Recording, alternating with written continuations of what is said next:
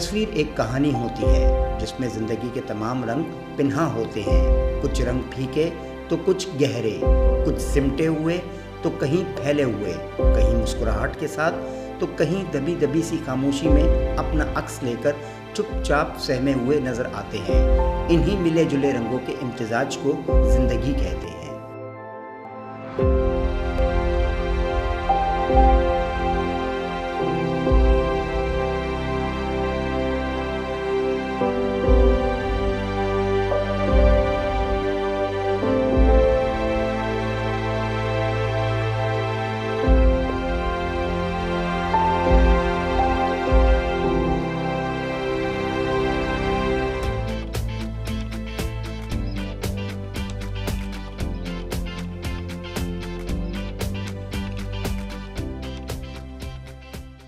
अस्सलाम वालेकुम ख़वातीन व हज़रात, आपके साथ हम एक नई एपिसोड में दोबारा से हाजिर हैं। उम्मीद है कि आप लोग अपने घर वालों के साथ, प्यारों के साथ बहुत ही खुशी के साथ ज़िंदगी बसर कर रहे होंगे। नाज़रीन, फ़न कई किस्म के होते हैं और हर फ़न में नई जिद्दत होती है। आजकल एक फ़न बहुत ही जिसे कहते हैं कि घर घर बच्चे बच्चे के को आता है और वो फ़न है सेल्फ़ी बनाना। सेल्फ़ी बनाना किसे नहीं आती, मगर सेल्फ़ी बनाने के लिए उसके लिए आपको कैमरे की ज़रूरत पड़ती है। कैमरामैन अच्छी तरीके से कैमरा चलाना जानता हो वही एक अच्छा अक्कास होता है, एक अच्छा फोटोग्राफर होता है। आज का हमारा प्रोग्राम इसी टॉपिक पर है, यानी फोटोग्राफी का। ये रिवायत है कि कभी कभी हम लोग सच को छुपा जाते हैं, मगर कुछ ऐसे सच होते हैं जो जिंदगी में कड़वाहट के साथ एक हकीकत बन जाते हैं। और ऐसे ही कड़वाहट और उस सच से भरी एक कहानी हम आपके सामने पेश कर रहे हैं, जो कि खुद उनकी ज़ुबानी होगी, जो आज की शख्सियत अपनी ज़ुबान से अदा करेंगे। उनकी ये कहानी उस कामयाबी तक पहुंचने तक की है जो उन्होंने कांटों के सफ़र से गुजर कर बसर करके यहाँ तक पहुँचे हैं। उम्मीद है कि आपको स्क्रीन पर लाना ज़रूर पसंद आएगा। आपकी मुलाकात करवा रहा हूँ, वो पाकिस्तान ही नहीं बल्कि बैनुल अक़वामी शोहरत याफ्ता हैं। उन्होंने पाकिस्तान की पहली psycho thriller feature film hotel में अपनी फोटोग्राफी के जौहर दिखाए।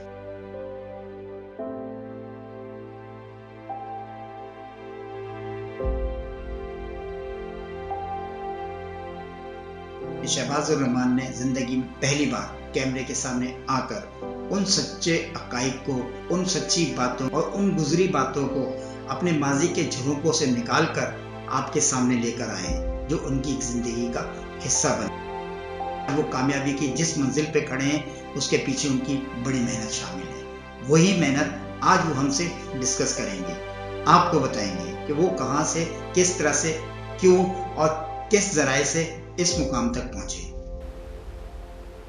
ज़िंदगी इतनी जल्दी गुजर जाएगी इसका तस्वुर कभी भी नहीं किया था। एक अरसे से कैमरे के पीछे ज़िंदगी गुजारने के बाद आज कैमरे के आगे बैठा हूँ तो अजीब से ख़यालात का ऐसा दिल में गर्दिश कर रहे हैं और अजीब सी फीलिंग्स आ रही हैं कि क्या बोलूँगा। एक उम्र गुजर गई कैमरे के पीछे लोगों के इंटरव्यूज़ करते हुए और उनसे बात करते हुए। आज ख़ुद कैमरे के आगे बैठा हूँ तो थोड़ी घबराहट हो रही है। अगर एकेडमिक एजुकेशन पूछते हैं तो मैंने मास्टर्स किया हुआ इंटरनेशनल रिलेशंस के अंदर सन 2000 में, और उसके अलावा मैंने 5 मुख्तलिफ डिप्लोमास किए हैं फ़ोटोग्राफ़ी में, जो मेरा शुबा है।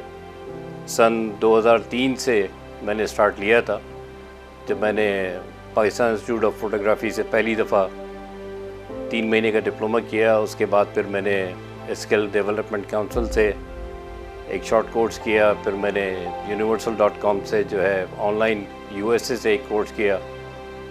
देन फिर कैनन कंपनी से कोर्स किया। और फिर एक सेंटर ऑफ प्रोफेशनल एक्सीलेंस के ज़ेरे तमाम कैसबर्ट यूनिवर्सिटी के थ्रू 6 महीने का HEC से अप्रूव्ड एक कोर्स हुआ था। जिस तरह से शुरू में स्कूल कॉलेज के दौर में बच्चों को शौक़ होता है कैमरा हाथ में लेके तस्वीरें खींचने का, तो उसमें ये होता है कि वो थोड़ा सा लोग इम्पोर्टेंस देने लगते हैं कि भाई ये लड़का जो है फ़ोटोग्राफ़ी कर रहा है, कैमरा इसके हाथ में है, तो थोड़ी सी अहमियत बन जाती है। तो मैं भी शरारतन जो है वो कैमरा अपने साथ रखता था और कोशिश करता था कि अच्छी तस्वीरें खींचूं। तो मेरे पास उस वक्त ज़ाहिर है कि स्टूडेंट लाइफ के अंदर कैमरा नहीं था, तो याशिका का इलेक्ट्रो 35 कैमरा बड़ा मुश्किल ऑपरेटिव होता था। वो मेरे एक बहुत अच्छे दोस्त है, उसके फादर के पास होता था वो, तो मैं उनसे वो कैमरा ले लिया करता था। साथ में 2 सेल की निसन फ्लैश गन जो है वो होती थी उस ज़माने में, तो वो फ्लैश गन लगा के फिर मैं अपने स्कूल में 9th मैट्रिक के ज़माने में तस्वीरें खींचता था। वो तस्वीरें अच्छी आ जाती थी तो बड़ी वाहवाही होती थी कि भाई शहबाज ने बहुत अच्छी तस्वीरें खींची हैं, बहुत अच्छी तस्वीरें खींची हैं। तो ये इनकरेजमेंट जब मिलती थी तो दिल चाहता था कि इसमें और काम किया जाए और आगे बढ़ा जाए। इनिशियली मुझे याद है, और जहाँ तक मैं सोच सकती हूँ कि जब ये मेरे दोस्त थे तो एक एक्स्ट्रा काम करने के लिए उनको एक फाइनेंशियल हेल्प चाहिए थी, तो मैंने ही उन्हें सजेस्ट किया आप फोटोग्राफी की तरफ आए।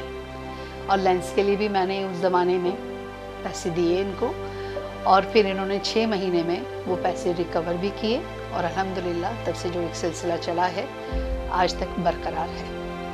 एक दोस्त हैं हमारे, सीनियर हैं, बहुत अच्छे दोस्त हैं हमारे, उस्तादों की तरह हैं, नवेद सिद्दीकी। उनसे बात हुई, फिर उनसे यही जिक्र हुआ कि फ़ोटोग्राफ़ी करनी है सर, आपके साथ कुछ थोड़ा टाइम गुजारना है।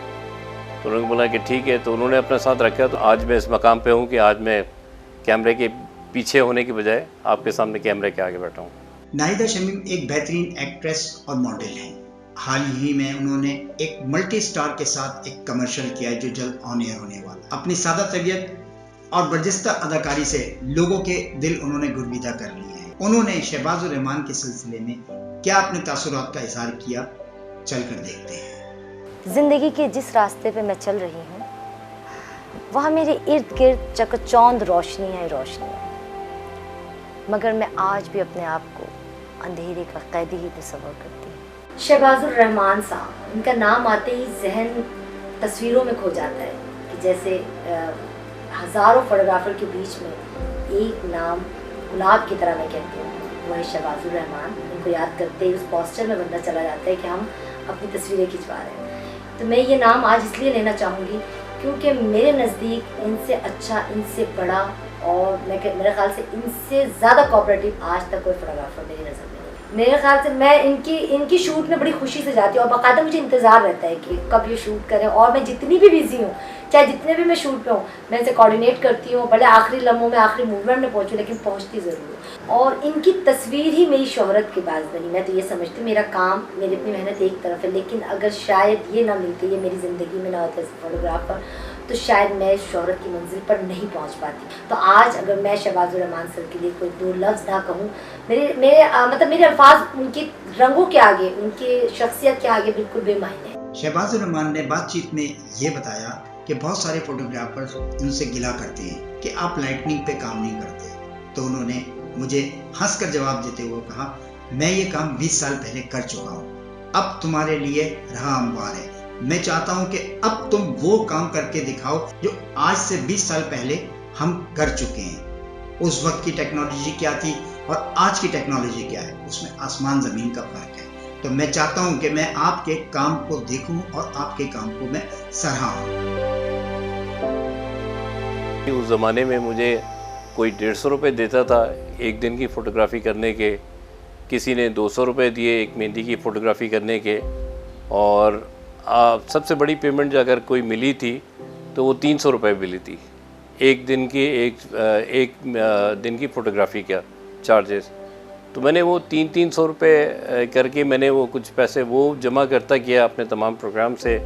उसके अलावा मैं एक बहुत छोटी सी एक जॉब कर रहा था रामास्वामी में, पुराने शू मार्केट की तरफ। तो वहाँ पे मैं अकाउंट सेक्शन देख रहा था उनका, तो उसमें मुझे जो है वो 1300 रुपये महीने पे जॉब मिली थी। और वो 1300 रुपये महीने में भी जो है जिस दिन छुट्टी करो तो वो पैसे कट जाते थे, लेकिन ये कि मैं छुट्टी नहीं करता था, तो वो भी पैसे मैं आहिस्ता आहिस्ता करके जमा करता गया। और उसके बाद मैंने फिर जो है 6000 रुपये का कैनन A1 कैमरा मैंने जो है वो फ़र्स्ट टाइम में ख़रीदा। उसके बाद फिर उसका एक लेंस ख़रीदा, पॉपुलर 606 की मैंने फ्लैश गन ख़रीदी, और फिर वो मेरा पहला इक्विपमेंट था जो मैंने ज़ाती तौर पे परचेज़ किया। और उसके बाद फिर मैंने फुल फ्रेश काम करना शुरू किया। तो मैंने अपने जहन में एक चीज़ ठान ली थी कि मैंने जो है वो बहुत अच्छे इक्विपमेंट की तरफ जाना है, तो मुझे जो है ना जल्द अज जल्द पैसे जमा करने होंगे। उस सिलसिले में फिर मैंने ज़्यादा से ज़्यादा प्रोग्राम भी करता रहा, मैं मेहनत भी करता रहा। और पैसे मैंने ज़ाया नहीं किए, जमा करता रहा और बिलाखिर मैंने फिर कैनन का एक बहुत अच्छा प्रोफेशनल कैमरा फ़र्स्ट टाइम में ख़रीदा और वहाँ से फिर मेरे सफ़र का आगाज़ हुआ और मैंने फिर आहिस्ता आहिस्ता करके बड़े प्रोग्रामों की तरफ, फिर ज़्यादा पेमेंट के प्रोग्रामों की तरफ, और फिर चल से चल जब मामला हुआ है तो फिर मैंने लेटेस्ट तरीन इक्विपमेंट के साथ भी काम किया, लेटेस्ट तरीन मैंने गैजेट्स यूज़ किए और अल्लाह का शुक्र है कि मेरे जो क्लाइंट्स हैं, जो मेरी क्लाइंटल लिस्ट है, वो आज के दिन तक उनके घरों में फ़ोटोग्राफ़ी का अगर कोई इवेंट होता है तो वो कहीं ना कहीं से मुझे ही ढूंढ के बुलाते हैं अपने घर पे। अमानुल्लाह पंजवानी को शहबाजुर रहमान अपना मोहसिन करार देते हैं। उन्होंने बताया कि अमानुल्लाह ने उस वक्त उनका हाथ पकड़ा जब कैमरे की वो नो हाउ नहीं रखते थे और अमानुल्लाह पंजवानी उनको आज के हिसाब से, आज की टेक्नोलॉजी के हिसाब से गाइड करते हैं। अमानुल्लाह पंजवानी अगर मेरा हाथ नहीं पकड़ते तो मैं एक अच्छा फोटोग्राफर नहीं होता और मैं आपके सामने बैठकर अपनी वो ज़िंदगी की अच्छाइयाँ, बुराइयाँ, सच्चाइयाँ शेयर नहीं कर रहा होता। मुझे बहुत अच्छी तरह याद है कि जब मैं फ़ोटोग्राफ़ी करते करते जब थोड़ा सा टाइम मेरा हो गया और मैं तजुर्बा हासिल करने लगा तो एक तस्वीर मुझे बहुत पसंद आई। एक शादी की तकरीब थी, रुखसती के टाइम था और ज़ाहिर है कि बेटी की रुखसती थी तो माँ का जज्बाती होना एक कुदरती अमल है और माँ की आंखों में आंसू थे।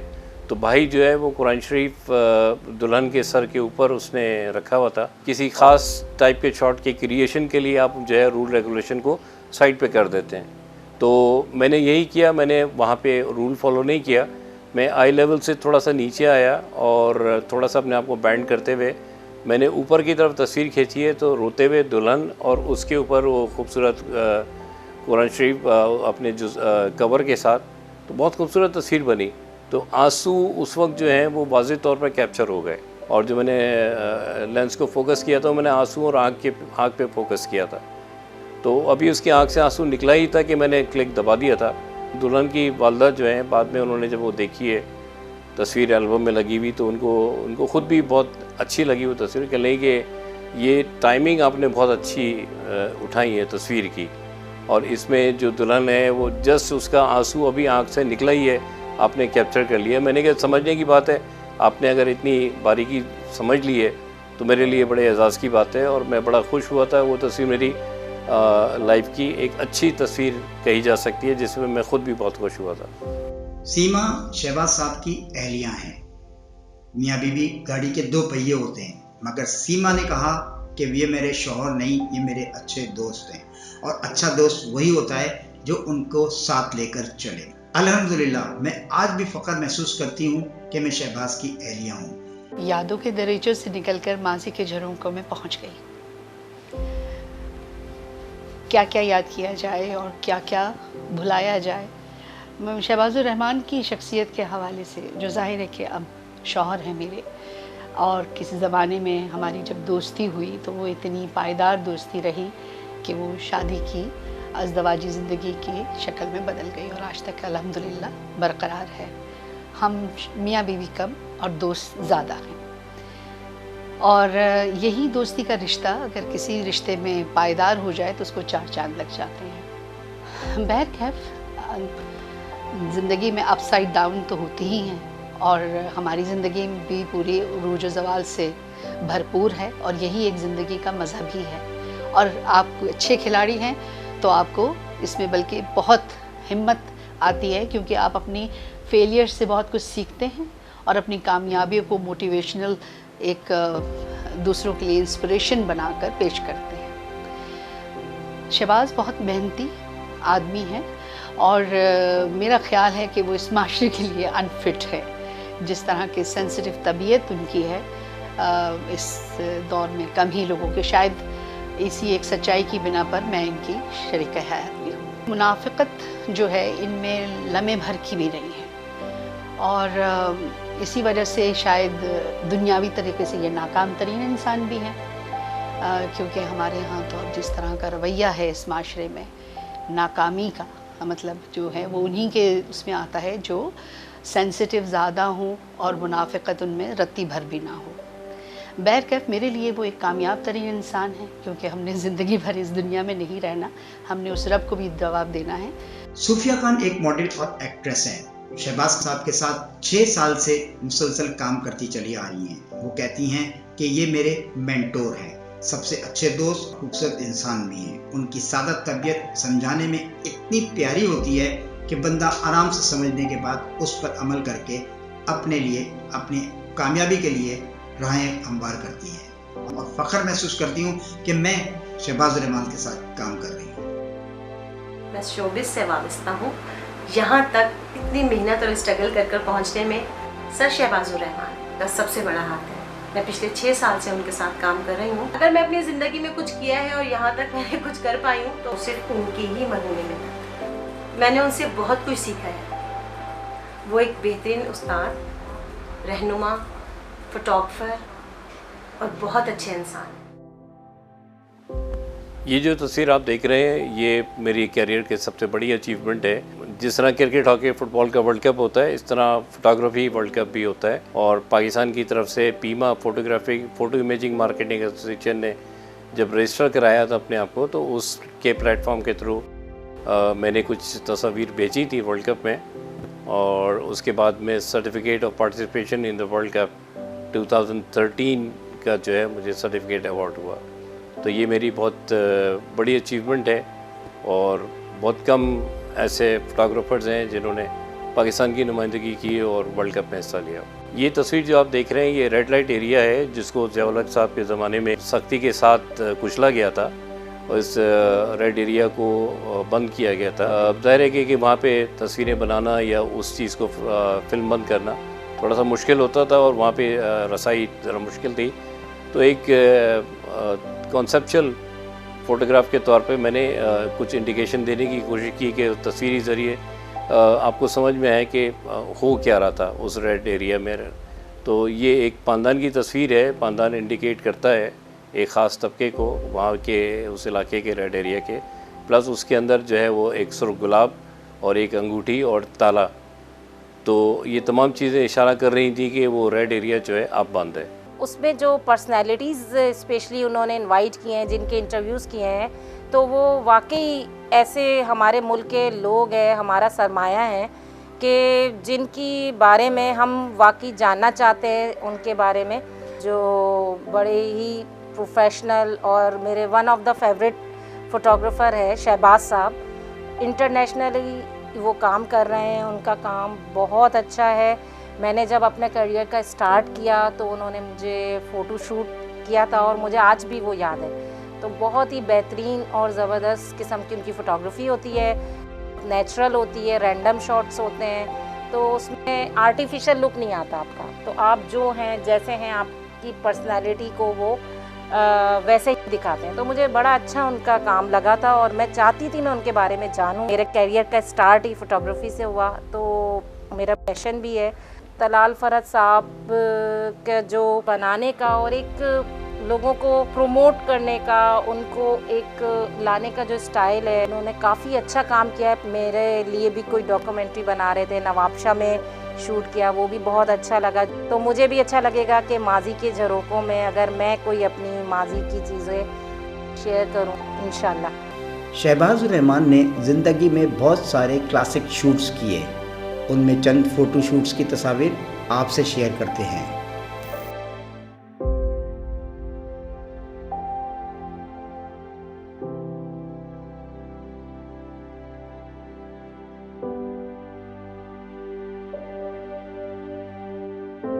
फमीला चौधरी की तस्वीर जो आप देख रहे हैं ये बहुत तारीख़ी तस्वीर है। इस पे मरहूमा का ऑटोग्राफ भी मैंने लिया था और मेरे पास ये तस्वीर आज भी मौजूद है। देखिए, हर लड़की का हीरोइन बनने का ख्वाब होता है और वो हीरोइन बनना चाहती है और उसी में कामयाबी हासिल करना चाहती है, शोहरत हासिल करना चाहती है, स्टेटस हासिल करना चाहती है। रिश्ते निभाना उसका ख्वाब नहीं होता। फमीला चौधरी के साथ भी यही कुछ हुआ।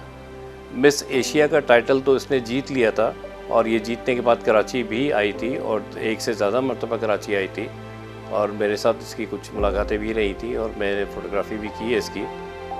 लेकिन उसके बाद इसके दिलो दिमाग में जो ख्वाब था, बहरहाल वो पूरा नहीं हो सका।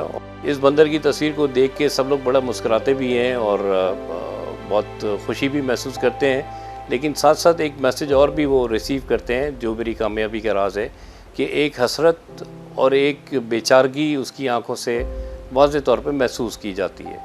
शहबाज ने कभी अपने काम पर समझौता नहीं किया, हमेशा अपने काम को अपने रिस्क के हलाल समझकर मुकद्दम जाना। वो उन लोगों से नफरत करते हैं जो अपने काम में बदनीयती रखकर उस काम को आगे बढ़ाने की कोशिश करते हैं, और जब वो बदनीयती का तड़का लग जाता है तो वो रिस्क हलाल नहीं होता। उनका ये भी कहना है कि उम्मीद है कि मैं उस इंसान से भी मिलूंगा जो फरिश्ते जैसा होगा, और आज तक मैं उस इंसान का इंतजार कर रहा हूँ। ज़िंदगी और मौत तो अल्लाह ताला के हाथ में है, और जो भी इस दुनिया में आया है ज़ाहिर है उसको मौत का जायका चखना है।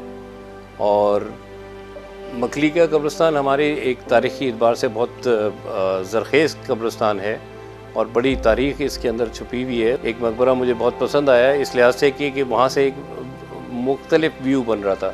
नॉर्मली लोग मकबरों की तस्वीरें, उस पर पत्थरों की डिज़ाइनिंग और वो जो काशीकारी की गई है, नक्शकारी की गई है, उसको देखते हैं। मैंने एक महराब के अंदर जाके मकबरे के अंदर गया और उस महराब को मैंने आर्च के तौर पे बनाया, और उसके ज़रिए मैंने आने वाले आगे उसके लाइन में 2 मकबरे और थे, तो मैंने एक अपर्चर बंद करके एक पूरी डिटेल तस्वीर खींची जो आखिर तक आपको वाज़ेह तौर पे उसकी तमाम चीज़ें दिखा रही है। तो वो उस महराब की वजह से उन सामने नज़र आने वाले दोनों गुंबद जो हैं और ख़ूबसूरती का शाकार बन गए। मोहसिन पाकिस्तान जनाब डॉक्टर अब्दुल कदीर ख़ान साहब से कौन वाकिफ़ नहीं है, हमारे पाकिस्तान के मोहसिन हैं। मेरी बड़ी खुशनसीबी कि उनके साथ ऑफ़िस में जहाँ मैं जॉब करता था मुलाकात हुई, मैंने उनकी तस्वीर बनाई, और जब मैं उनकी तस्वीर बना रहा था तो इनका ज़ाहिर है कि प्रोटोकॉल इतना सख्त होता है कि किसी को भी इनके करीब जाना अलाउ नहीं होता। तो मैंने बावाज़ बुलंद इनके करीब जब मैं खड़ा हुआ था उस तस्वीर खींचते वक्त, तो मैंने कहा कि सर कितनी अजीब बात है कि तमाम VIPs आपके साथ तस्वीर खिंचवा रहे हैं और मैं तस्वीरें खींच रहा हूँ, लेकिन आप जैसी अजीम शख्सियत के साथ वो फ़ोटोग्राफ़र कितना बदनसीब है कि वो नहीं खिंचवा सकता क्योंकि आपका प्रोटोकॉल बड़ा सख्त है। तो इस बात को उन्होंने सुन लिया, सुन के उन्होंने फिर अपने जो चीफ़ सिक्योरिटी था उसको बोला कि नहीं ये बिल्कुल सही कह रहे हैं, आप इनको जो है अंदर मेरे करीब लेके आ जाएँ। तो फिर वो चीफ़ सिक्योरिटी जो है मुझे हाथ पकड़ के डॉक्टर साहब के करीब ले गया। तो डॉक्टर साहब ने मेरे कंधे पे भी हाथ रखा, मुझे थपकी भी दी, मुझसे हाथ भी मिलाया, और तस्वीर खींचने के लिए फिर वहाँ पे एक वेटर खड़ा हुआ था जो जिसके हाथ में चाय की ट्रे थी, उसके बाद चाय सर्व होनी थी। तो उस वेटर से मैंने फिर कहा, मैंने कहा भाई एक बटन है, इस बटन को तुम 30, 40, 50, 60 जितनी दफ़ा दबा सकते हो दबा देना, जितनी देर डॉक्टर साहब मुझे अपने साथ खड़ा करेंगे बस तुम तस्वीर खींचते जाओ, कोई तो एक तस्वीर जो है कहीं ना कहीं से ठीक आ जाएगी, वो मैं संभाल लूँगा। तो उस बेचारे वेटर ने भी मेरे ख्याल है कोई 30-35 दफ़ा बटन दबा दिया था, कैमरे का शटर दबा दिया था, और उसके बाद ये एक तस्वीर मेरे हाथ में आई गई। मेरे करियर की जहाँ और बहुत सारी अचीवमेंट्स हैं, एक अचीवमेंट्स ये है कि ऑल पाकिस्तान लेवल पे एक एग्ज़िबिशन हुई थी अलहमरा आर्ट्स काउंसिल में, और उसके अंदर तकरीबन पाकिस्तान से 80 के करीब फ़ोटोग्राफ़र्स ने शिरकत की थी और अपना काम जो है वहाँ पे एग्ज़िबिशन में लगाया था। और कराची से मैं और एक और हमारे फ़ोटोग्राफ़र हैं, हम 2 लोग सेलेक्ट हुए थे, और मेरा काम लाहौर में अलहमरा के अंदर डिस्प्ले में रखा गया था। तो मैं एक दिन के लिए लाहौर गया था और वो नुमाइश मैंने अटेंड की थी और बहुत कामयाब रही थी। मैं अगर अपनी ज़िंदगी की तरफ पीछे मुड़ के देखता हूँ तो मुझे अंदाज़ा होता है कि मैंने अपनी ज़िंदगी के कीमती गोल्डन 17 साल मैंने ज़ाया किए। मैंने उस्मान इंस्टीट्यूट ऑफ टेक्नोलॉजी में as a manager admin job की थी 1997 से लेके 24 फरवरी 2014 तक, और उसके बाद your services are no more required करके मुझे जो है वो ऑफिस से खुदाफिज कह दिया गया। तो मुझे अंदाज़ा हुआ कि मैंने 16 साल शब रोज़ जो मेहनत अनथक मेहनत की थी वो किसी भी काम नहीं आई, और मैंने दूसरी बड़ी मेजर गलती ये की जो मुझे नहीं करनी चाहिए थी कि मुझे किसी एक जॉब पे इतनी देर टिक के नहीं बैठना चाहिए था, जिसका सबसे बड़ा नुकसान ये हुआ कि जब मैं उस स्टेज पे आया कि जहाँ मुझे इत्मीनान होने लगा कि अब मैं सीनियर कैटेगरी में आ गया हूँ और अब मेरी जॉब को ख़तरा नहीं है, मेरी नौकरी को ख़तरा नहीं है, मेरी बकिया ज़िंदगी ज़रा इत्मीनान से गुजर जाएगी। तो ऐन उस वक्त मुझे झटका लगा। किसी भी इदारे को तबाह करने के लिए इनकॉम्पिटेंट लोगों का की पोस्टों पे आ जाने बहुत मायने खेज़ होता है। और उस्मान इंस्टीट्यूट के साथ भी यही बैड लक हुई, जिसको बनाने वाले रूहे रवां डॉक्टर मंजूर अहमद जो लाइफ टाइम चेयरमैन थे, जब उनको हटाया गया और उनके साथ कुछ मामला किए गए, तो उसके बाद डॉक्टर मंजूर नज़र जो टीम थी, उनके जो काम करने वाले लोग थे, उनको भी हटा दिया गया, जिसमें सर फहरिस्त मैं भी था। और उसके बाद मैंने डायरेक्टर इस्टेब्लिशमेंट रज़िया यूनुस साहिबा की मैंने बड़ी खिदमत की, उनको 10 साल से ज़्यादा उनको असिस्ट किया। और हमारे मुझे उम्मीद थी कि मैडम रज़िया के बाद शायद मुझे काउंट किया जाएगा, लेकिन ऐसा नहीं हो सका। और फिर डायरेक्टर एकेडमिक जो रोशन ज़मीर थे, वो किस तरीके से मेरे साथ 1 साल सीनियर थे और हमने एक साथ तकरीबन टाइम गुजारा है। लेकिन मैं आखिरी टाइम तक 40,000 प्लस नौकरी तनख्वाह पे था और वो 1 लाख से ऊपर जा चुके थे। ये मामलात भी थे। फिर सबसे बड़ा अलमिया ये हुआ कि जो डायरेक्टर जो टीम कैप्टन होता है, तो वो जो डायरेक्टर हमारे पास आखिर में मौजूद थे, वो डायरेक्टर कम और किसी सरकारी स्कूल के प्रिंसिपल ज़्यादा थे। और हर आदमी अपने साथ अपना कल्चर लेके आता है। तो वो जिस इदारे से आए थे, जिस यूनिवर्सिटी से आए थे, वहाँ पे चापलूसी और सिफारशी कल्चर बहुत है। तो उन्होंने यही कल्चर को यहाँ उस्मान इंस्टीट्यूट में भी अप्लाई किया, लागू कर दिया। और उसके बाद बस ज़िंदगी जो है वो एकदम रिवर्स हो गई और आज इदारा तबाह हो गया है। उस्मान इंस्टीट्यूट के अंदर जब मैं जॉब कर रहा था, तो वहाँ पे एक कॉन्फ्रेंस हुई थी आईटी की। उसके अंदर बहुत अच्छे लोग आए थे। उसमें मुझे एज ए ऑफिशियल फ़ोटोग्राफ़र अपनी सर्विसेज देने का इत्तेफाक हुआ। मैंने बहुत एहसन तरीके से अपनी सर्विसेज वहाँ पे दी। इंडिया के फिल्म स्टार आमिर खान पिछले दिनों नॉर्थ नाज़िमाबाद सी ब्लॉक के अंदर अपनी खाला के घर आए हुए थे, जिसको कहते हैं ना पैर रखने की भी जगह नहीं थी। उस रश के अंदर पे मैंने तमाम लोगों की तस्वीर बनाई और तस्वीरें बनाते आखिर में आमिर खान गाड़ी में बैठ के चली भी गए। मुझे ये याद नहीं रहा कि मुझे भी एक तस्वीर बना लेनी चाहिए थी। बहैसियत फ़ोटोग्राफ़र अगर आप मैं अपने कैरियर को मुख्तसर अल्फाज में बयान करना चाहूँ कि पूछा जाता है कि आया आप अपने कैरियर से सेटिस्फाइड हैं कि नहीं है, तो मैं इतना कहूँगा कि मेरी नज़र आज भी तलाश कर रही है उस शाहकार को जिससे मैं मुतमईन हो सकूँ, जिसको मैं कह सकूँ कि ये कोई शाहकार है। अब मुझे नहीं पता कि वो बिन्ते हवा है या इब्ने आदम है। बहैसियत फ़ोटोग्राफ़र की अगर कोई खलिश की बात की जाए तो मेरे दिल में एक खलिश है कि हमारा कौमी इदारा है पाकिस्तान टेलीविज़न। जिन अफराद को टॉक शोज़ की टेक अभी नहीं पता होता, वो बैठे हुए माहिराना राय दे रहे होते हैं। और मेयार और पस्ती का ये आलम है कि जिसकी मिसाल भी अब देना बड़ा मुश्किल हो गया है। लेकिन शायद ये दिल में खलिश थी कि बहुत मुस्तनद और एक माँ जैसा इदारा पीटीवी, जिसने दीगर इदारों को जन्म दिया, जहाँ से बेइंतहा बहुत टैलेंट ऊपर गया है, लेकिन अब जो है वो टैलेंट कहीं नज़र नहीं आता और बस एक नाम चल रहा है। लेकिन अभी भी दिल में वो ख्वाहिश है कि काश पीटीवी जो है वो अब टैलेंट को अभी भी प्रमोट कर ले, तो उसका मेयार और बेहतर हो सकता है। इस पूरी ज़िंदगी के तमाम रास्ते में सिवाय चापलूसी के और अकरा परवरी के और दीगर मनफी रुझानात से भरे हुए लोगों के अलावा मुझे कोई नहीं मिला। काश कि कोई अच्छा इंसान भी मुझे मिल जाता, कोई एक इंसान भी। जितना सफ़र मैंने तय कर लिया है, अब इसमें वापसी का तो कोई रास्ता नहीं है। लेकिन मैं अपने सफ़र को मज़ीद आगे इसीलिए बढ़ा रहा हूँ कि शायद आगे चल के रास्ते में कोई इंसान खड़ा हो। मैं इंसान, जिस इंसान की आपको तलाश थी है, जिस इंसान की तुमको तलाश थी, वो मैं हूँ। आज तुम्हारी तलाश ख़त्म हो गई है। दुआ है कि ये तलाश मेरी ख़त्म हो। मोहब्बत बाँटें, मोहब्बत समेटें। और सबसे बड़ी बात ये कि बहैसियत फ़ोटोग्राफ़र के जो हमारे फ़ोटोग्राफ़र्स को मैं मैसेज देना चाहूँगा कि कैमरे की इज़्ज़त करें, कैमरा आपकी इज़्ज़त कराएगा। शहबाज रहमान का कहना है कि ये दुनिया मुनाफिकों से भरी पड़ी हुई है। हर चेहरे पर मुनाफकत का मास्क लगाकर एक दूसरे को धोखे का दिलासा दे रहे होते हैं। उनके जिस्म पर पहने लिबास के चीथड़े तक उड़ा कर रखने वाले इंसान नजर आए, मगर उन्हें उम्मीद है कि इन इंसानों में यकीनन कई इंसान फरिश्ते जैसे भी जमीन पर होंगे, मगर उनकी आज तक उनसे मुलाकात नहीं हो सकी।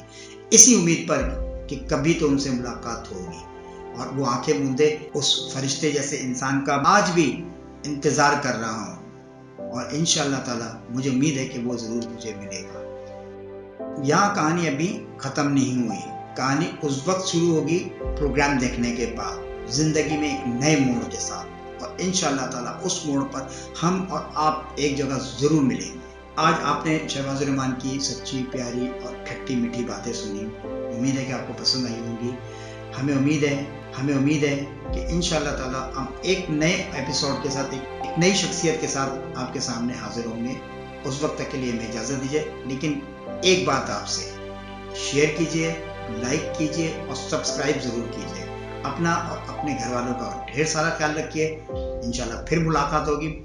अल्लाह हाफिज़।